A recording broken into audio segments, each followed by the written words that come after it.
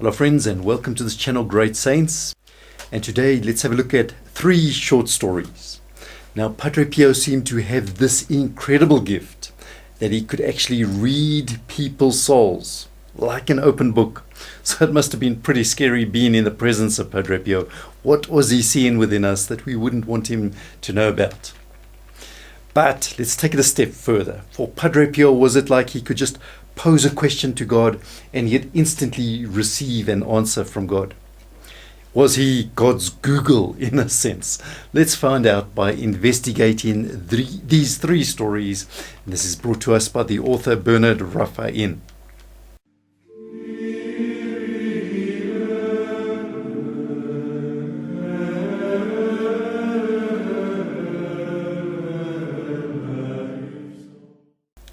Introduction, welcome to our channel, and we do ask you to subscribe and to click that reminder bell too. Now, answering the question, for Padre Pio, could he always get an answer from God?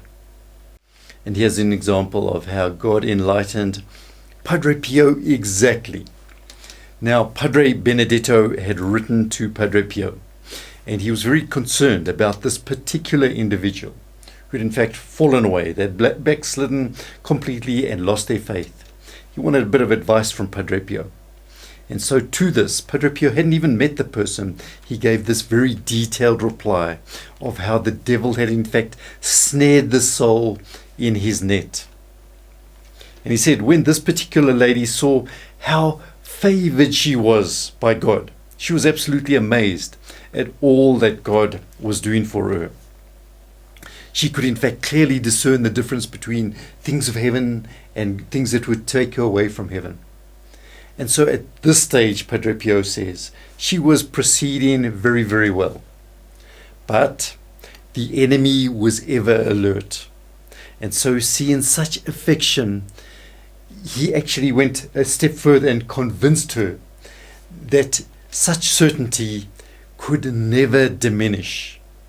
And furthermore, he put into her heart a clear vision of the heavenly prize, and so that it seemed impossible almost for her to renounce such great happiness for mere earthly pleasures. So he had built this immoderate confidence, as Padre Pio describes it. And the devil used this immoderate confidence to make her lose what he called her holy distrust, her distrust of herself. He said that's a diffidence that we must never lose. It must never leave the soul, no matter how privileged the soul is. Little by little, now having lost her distrust of herself, the devil now cast her into severe temptations. But he still persuaded her that she had nothing to fear. And then Padre Pio said this was in fact the cause, the origin of her final ruin. But what can we do now, he asked.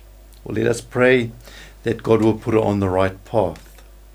Here is a story of how Padre Pio was just not enlightened. Now, Padre Yusubianote, he was Padre Pio's assistant, and this was in the 1960s when Padre Pio was starting to get pretty old.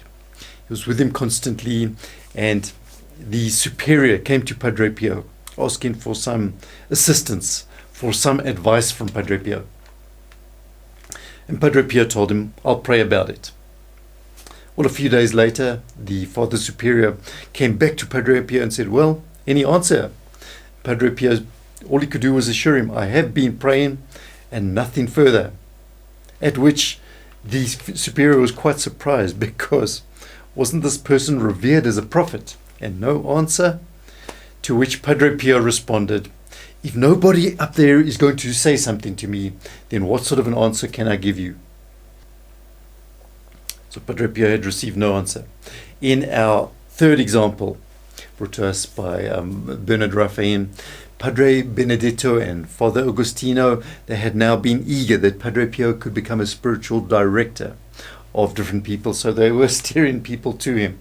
And so he acquired 2 spiritual daughters, the saintly unmarried sisters, and they were the Sarasi sisters. They were from a pretty wealthy background. But it seemed there was this continuous series of problems in their lives. For instance, there was an ongoing dispute over their inheritance with their brother. And this really ate away at Giovanni Serassi, who became sick to the stomach. She was constantly worried and emaciated. She was totally worn out by all of this worry. And she described her life as a series of sighs and tears. Well, the other Seraffi sister, Raffaellina, she was slightly more cheerful and outgoing, but she was also very nervous and frail, and she was also constantly ill. Padre Pio said she had a heart of gold and the greatest ideals, but she just ended up complaining all the time that her life was useless, empty, how sinful she was, wrecked by this hellish interior martyrdom, drowning in a sea of sorrows.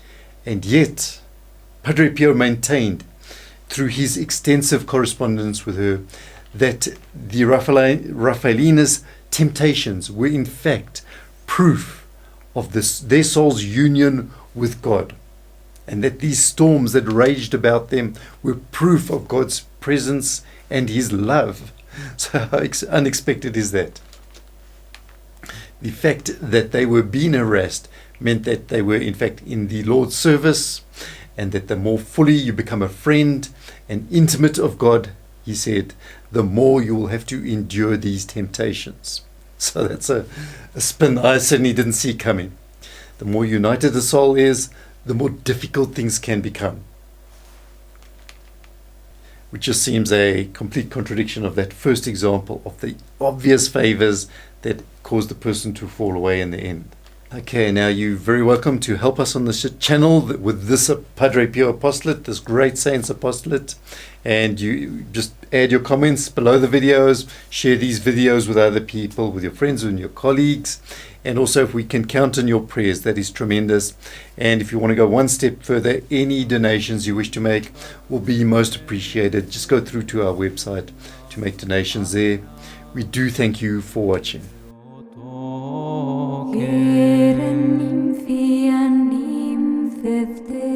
Par